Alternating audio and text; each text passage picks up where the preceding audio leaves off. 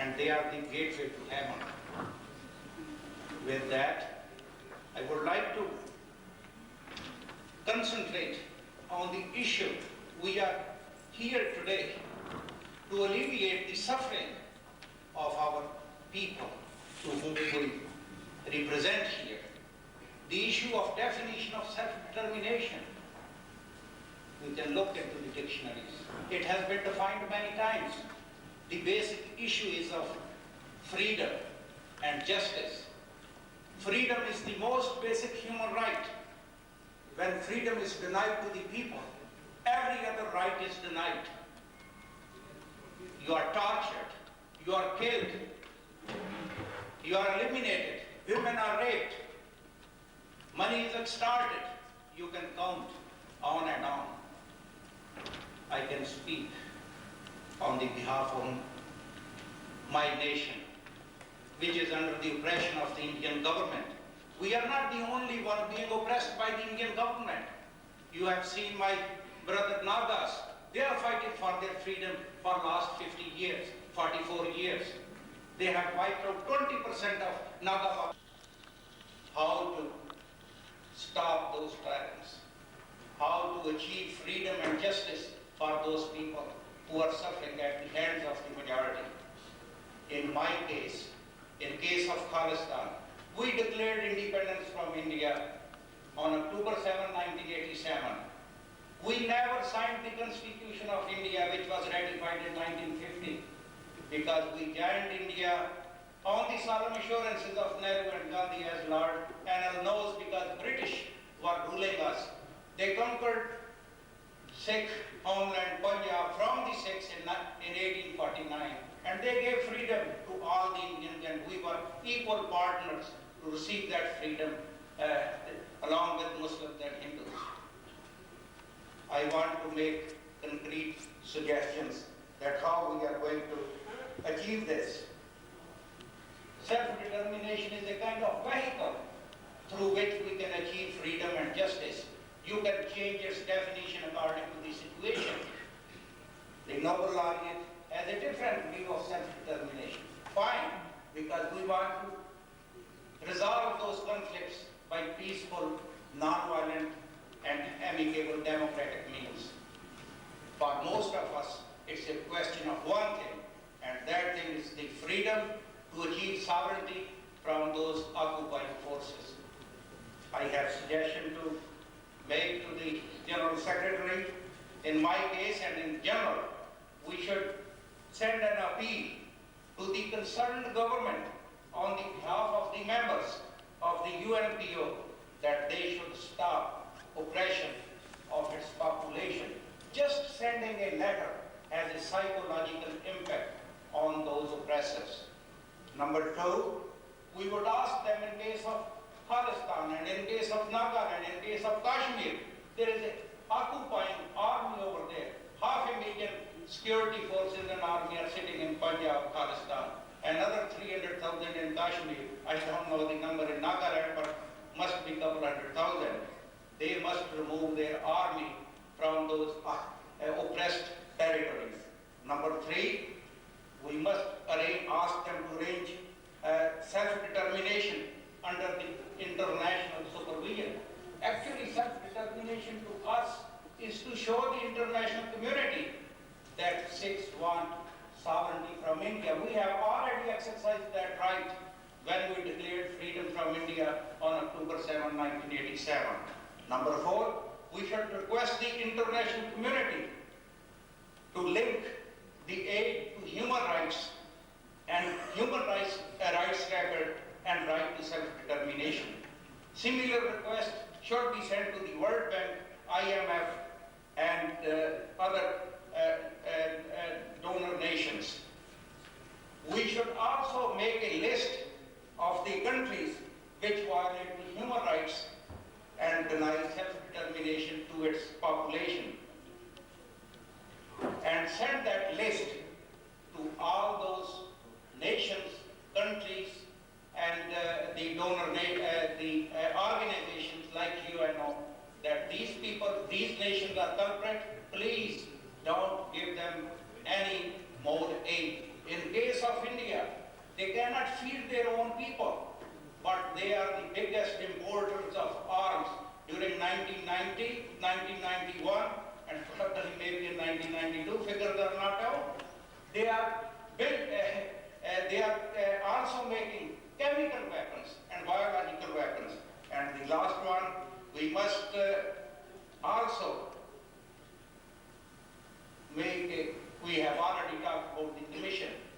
Even if we are not effective, we should not underestimate our power. When people from international community go to these countries, they have to listen. And they are afraid of the information of the truth getting out. And they will definitely stop the oppression of their people and give freedom to their people. I thank the distinguished delegates, our General Secretary, Chairman, ladies and gentlemen, for giving this opportunity. Thank you very much.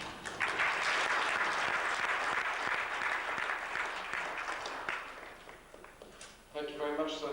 I think that this and a number of other statements that we've heard today shows, if anything, the urgency and need to find ways to work on this issue.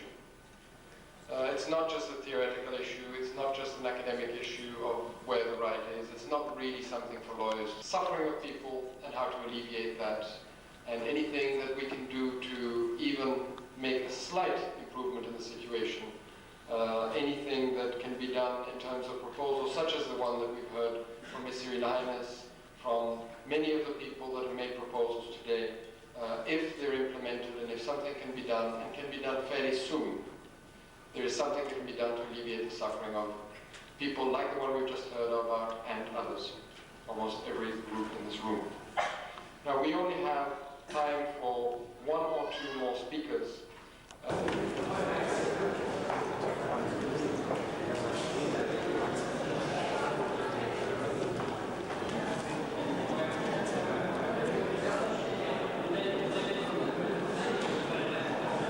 Marriages only. Yeah. Yes, but you might find That's the city of Holland.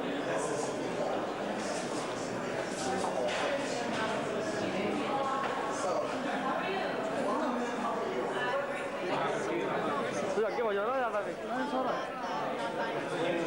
Ya, mañana, pero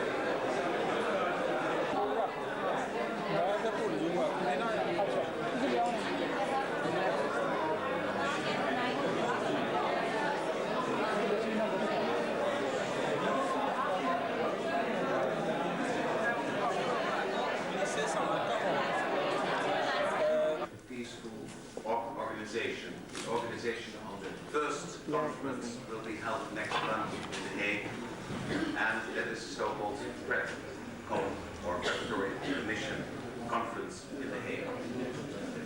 The people who decided to settle down this commission, this organization in The Hague, had their meetings in this room. And some of you, when there are young people, there is hope. So let his voice grow. The people of the OPCW organizing committee were here the hosts of the Burgomaster and Aldermen of The Hague. And then the Burgomaster explained to them the former function of this room, and I explained it to some of you tonight. This has been the courtroom of the city of The Hague. The courtroom built in 1585, and by the time the burgomasters of the city of The Hague were judges as well. They judged sitting on this beautiful oak bench, and the people who were brought into court were taken in from their door. We struggled for that, and our inspiration was William the Silent. And I think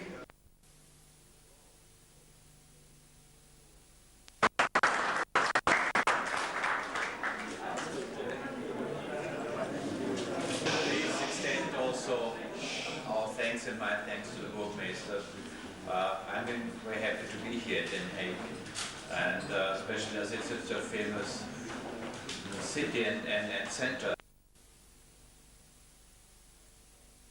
And all my best thanks.